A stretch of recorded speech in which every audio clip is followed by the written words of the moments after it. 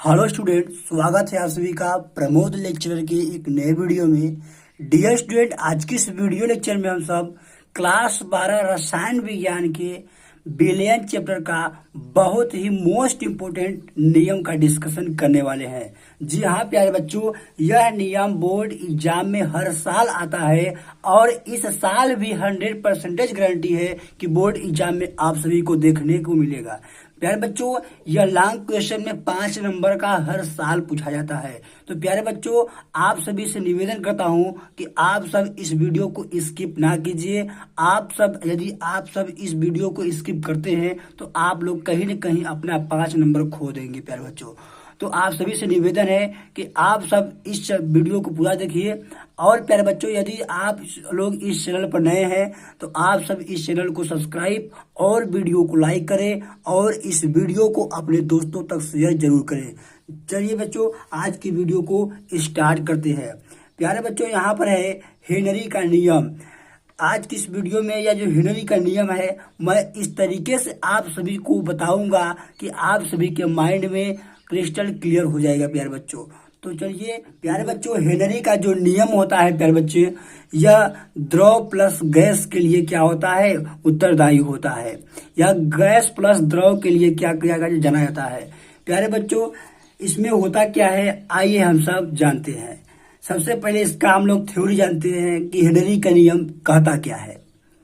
तो प्यारे बच्चों, हेनरी का नियम कहता है कि निश्चित ताप पर किसी द्रव के सतह पर लगाया गया दाब उसमें घुली गैस के मोल अंश के समानुपाती होता है। ये क्या कह रहा है, आइए हम सब एग्जाम्पल के माध्यम से इसे समझने का कोशिश करते हैं। प्यारे बच्चों, यहाँ पर हमने कुछ एक बीकर बना रखा है। यहाँ पर एक हमारे पास बीकर है। प्यारे बच्चों, इसमें कुछ क्या है, ये जल के मॉलिक्यूल्स है और यहाँ पर प्यारे बच्चों गैस के मॉलिक्यूल्स है।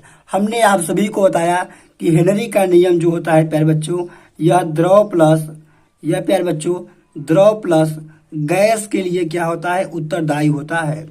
गैस प्लस द्रव के लिए उत्तरदायी होता है। यानी जब हमें किसी द्रव में किसी गैस को घोलना होता है तो वहाँ हेनरी लॉ का प्रयोग किया जाता है। प्यारे बच्चों, यदि हमें इस गैस को इस जल में क्या करना है, घोलना है, तो हमें क्या करना होगा प्यारे बच्चों, दाब की आवश्यकता होती है, यानी प्रेशर की आवश्यकता होती है। देखिए, यदि हम सब क्या करें, हमें इस गैस को इस जल के अंदर क्या करना है प्यारे बच्चों, घोलना है, तो हमने क्या किया है यहाँ पर कि हमने यहाँ पर एक पिस्टन लगा रखा है। ये क्या है प्यारे बच्चों, ये एक क्या है, पिस्टन है। ये क्या है, ये एक पिस्टन है। प्यारे बच्चों, ये क्या है, एक पिस्टन है। इस पिस्टन को यदि प्यारे बच्चों, इस पिस्टन से यदि हम इसके नीचे यहाँ पर अगर इसे दबाएं तो क्या लगेगा प्यारे बच्चों, दाब लगेगा। और ये गैस क्या होगी प्यारे बच्चों, इसमें क्या होगी, घुलेगी। इस जल में क्या होगी प्यारे बच्चों, घुलेगी। यदि प्यारे बच्चों, यदि हम इसे और तेज से दबाते हैं तो प्यारे बच्चों ये जो गैस है इस पानी में और ज्यादा घुलेगी। ठीक है। यदि प्यारे बच्चों इस पिस्टन को हम लोग ऊपर करते हैं, यदि दाब कम करते हैं तो ये गैस जो कम घुलेगी। ये गैस क्या है प्यारे बच्चों, कम घुलेगी। यानी प्यारे बच्चों, यहाँ से एक चीज का पता चल रहा है कि जो दाब है प्यारे बच्चों, ये गैस के क्या है कि ये गैस के विलेयता यानी मात्रा के क्या है प्यारे बच्चों, क्या है, डायरेक्टली प्रोपोर्शनल है। तो यहाँ पर क्या है प्यारे बच्चों कि जो दाब है, जो क्या है, इसके सतह पर जो इस द्रव के जो सतह पर दाब लगाया जा रहा है, जो दाब लगाया जा रहा है प्यारे बच्चों, ये क्या है, ये समानुपाती है प्यारे बच्चों किसके, गैस के विलेयता के, गैस के विलेयता या फिर मात्रा के, गैस के मात्रा के, गैस के किसके बच्चों, मात्रा के क्या है बच्चों, ये समानुपाती है। ठीक है। ये क्या है, गैस के मात्रा के क्या है, समानुपाती है। प्यारे बच्चों, ये दाब है, इससे हम लोग पी से डिफाइन करते हैं, डायरेक्टली प्रोपोर्शनल। प्यारे बच्चों, जब हम लोग को क्या होता है कि किसी के मात्रा को डिफाइन करना होता है तो वहाँ हम सब मोल सांता पद का क्या करते हैं बच्चों, उपयोग करते हैं। तो यहाँ पर क्या हो गया, मोल अंश क्या होता है, एक्स से लिखते हैं, और गैस का मोल अंश है प्यारे बच्चों तो यहाँ जी लिख देंगे। ठीक है प्यारे बच्चों, इस तरीके से। प्यारे बच्चों, आप सभी ने पढ़ा होगा कि यदि हम डायरेक्टली प्रोपोर्शनल के चिन्ह को हटाते हैं तो एक नियतांक, एक कांस्टेंट आ जाता है। तो प्यारे बच्चों, यदि हम यहाँ पर इसे हटाते हैं तो वहाँ एक नियतांक आ जाता है। क्या आता है नियतांक? एक नियतांक आता है और एक्स जी। इस तरीके से प्यारे बच्चों हमारे पास एक क्या होता है, एक फार्मूला बन जाता है। एक क्या हो जाता है प्यारे बच्चों, फार्मूला ये बन गया, एक फार्मूला ये बन गया।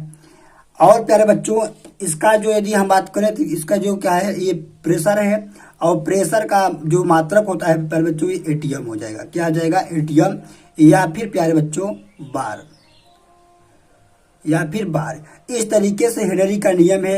यहाँ पर देखिए क्या कह रहा है कि किसी निश्चित ताप पर किसी द्रव के सतह पर लगाया गया दाब जो है प्यारे बच्चों, उसमें घुली गैस के मोल अंश के समानुपाती होता है। यही क्या है प्यारे बच्चों, हेनरी का नियम है। यही क्या है, हेनरी का नियम है। प्यारे बच्चों हेनरी के नियम के साथ साथ आपके बोर्ड एग्जाम में हेनरी के नियम का अनुप्रयोग पूछा जाता है। तो आइए हम सब हेनरी के नियम का अनुप्रयोग जान लेते हैं। प्यारे बच्चों यहाँ सब हम सब अब डिस्कशन करने वाले हैं हेनरी के नियम के अनुप्रयोग का। हाँ जी हाँ प्यारे बच्चों, यह आपके बोर्ड एग्जाम में हेनरी का नियम और हेनरी के नियम के अनुप्रयोग दोनों पूछा जाता है। तो आइए कुछ हम हेनरी के नियम का अनुप्रयोग जान लेते हैं, यानी हेनरी के नियम का अनुप्रयोग कहाँ कहाँ किया जाता है। तो प्यारे बच्चों सबसे पहले यहाँ पर हमारे पास है कि ठंडे पेय पदार्थ में CO2 गैस को घोलने में। ठंडे पेय पदार्थ यानी जैसे प्यारे बच्चों क्या होगा, आपके कोको कोला हो गया प्यारे बच्चों। इसमें क्या होता है प्यारे बच्चों कि आपका जब आप इसे इसका ढक्कन खोलते हैं प्यारे बच्चों, तो आपको क्या होता है प्यारे बच्चों, इसमें गैस क्या होता है, एक गैस निकलती है, और इसी गैस को क्या कहते हैं प्यारे बच्चों, CO2 गैस कहते हैं। और इसी गैस को क्या होता है प्यारे बच्चों, दाब के माध्यम से इस गैस को इसमें क्या होता है, घोला जाता है। तो यहाँ पर क्या होता है बच्चों कि ठंडे पेय पदार्थ में CO2 गैस को घोलने में हेनरी का नियम क्या होता है प्यारे बच्चों, उपयोग किया जाता है। आइए दूसरा जानते हैं कि गोताखोर को समुद्र में सांस लेने में। प्यारे बच्चों जो समुद्र में तैरते हैं प्यारे बच्चों, जो गोताखोर होते हैं जो समुद्र में तैरते हैं, उनको क्या करती है, सांस लेने में जो गैस होती है, जो ऑक्सीजन गैस होती है, उनके ब्लड में क्या होती है बच्चों, घुल जाती है।